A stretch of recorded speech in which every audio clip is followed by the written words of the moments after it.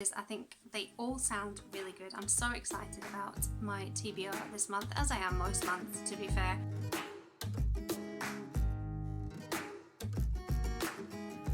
Hi and welcome to my channel. My name is Sarah and I love to talk about books, and it's that time again. I can't believe it. It's time for my September TBR.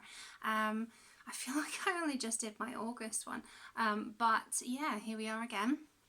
2020 is powering through, thank God for that. So what does September hold for me? Well, I will be starting my new job, so I'm kind of equal parts excited and terrified about that. Also, I'm going to have a wee trip through to Edinburgh because my cousin is at the moment 32 weeks pregnant, so I've said that she can have my boy's cot and change table and things like that, so we're going to go and take her through all of that stuff.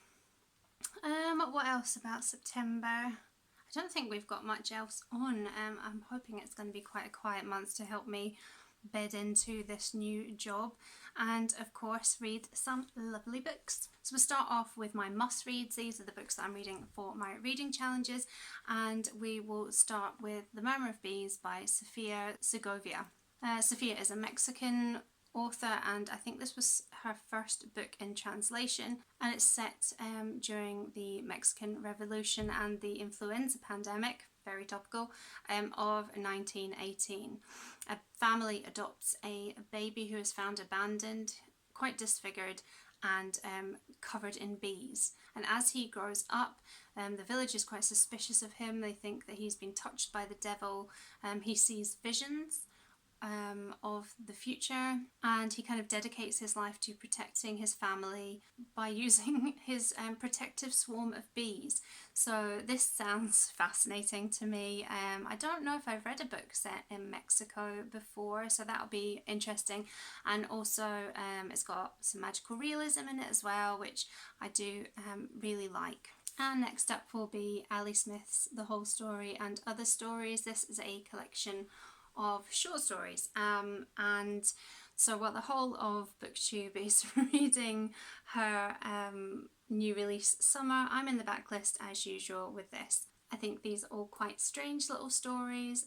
It grabbed me with the description of one about a man who creates a 7-foot boat using secondhand copies of The Great Gatsby. So that's kind of set the tone. I think there's a lot of strange little stories in this, so I'm really interested to get to it. I've read a couple of Ali Smiths before. I really enjoyed Hotel World, so we'll see how I feel about this. And then sticking with Scottish authors, next up will be All Made Up by Janice Galloway. I read her novel The Trick is to Keep Breathing last year. I really loved it. This was a book about mental health, and I just thought, you know, it had a really good tone to it. This is I didn't realise, the second of her memoirs, so this charts her teenage years.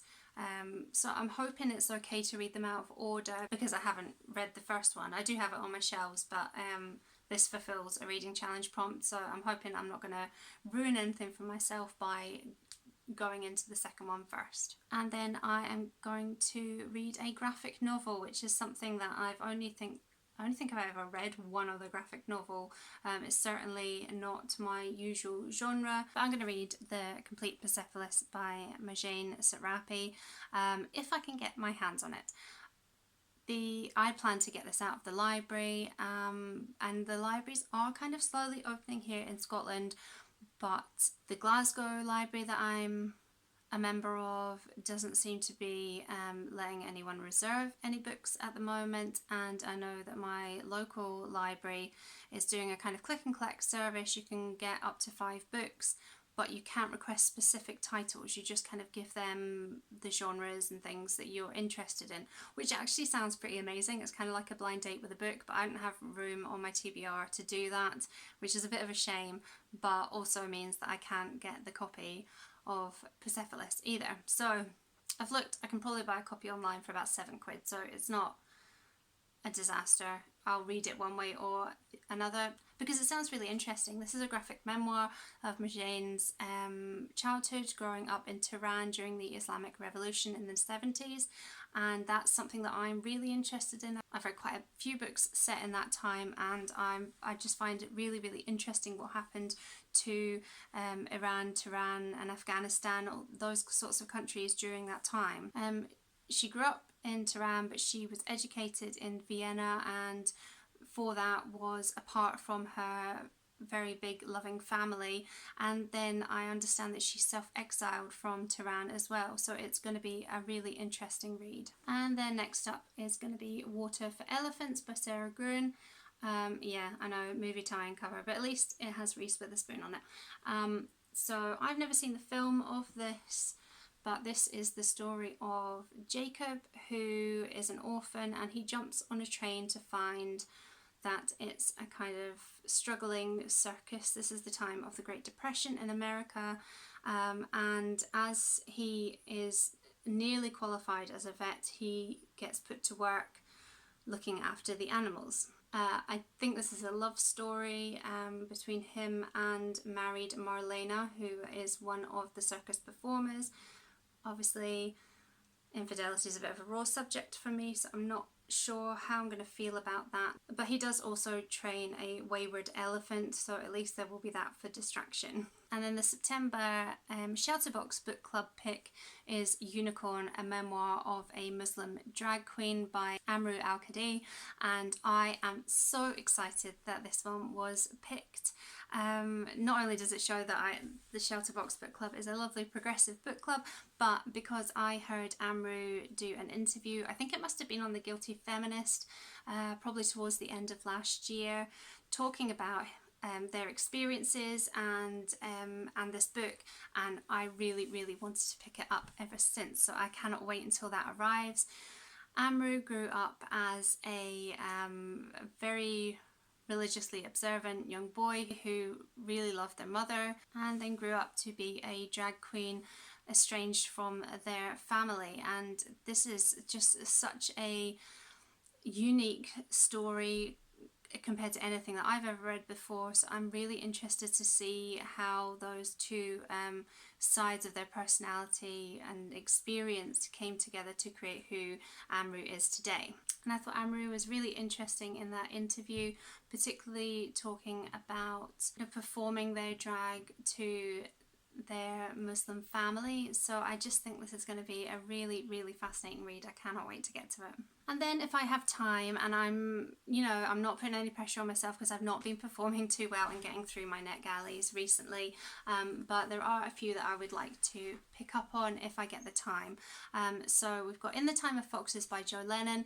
I've already spoken about this one in my, I think it must have been in my July TBR, so I'll link that video in case you're interested. That's another short story collection. And also Mayflies by Andrew O'Hagan, which I mentioned in my mid-year freakout tag. I've enjoyed Andrew O'Hagan's work in the past, so I really want to get to that as well.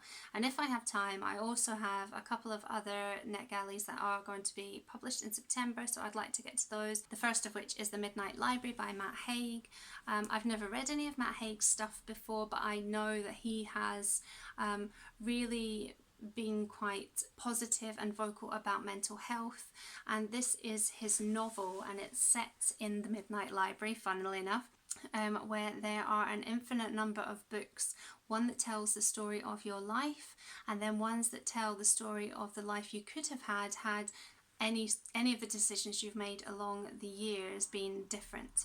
And it's the story of Nora, who comes to this library and has to really consider whether she would change the life that she's lived for one of these alternative versions.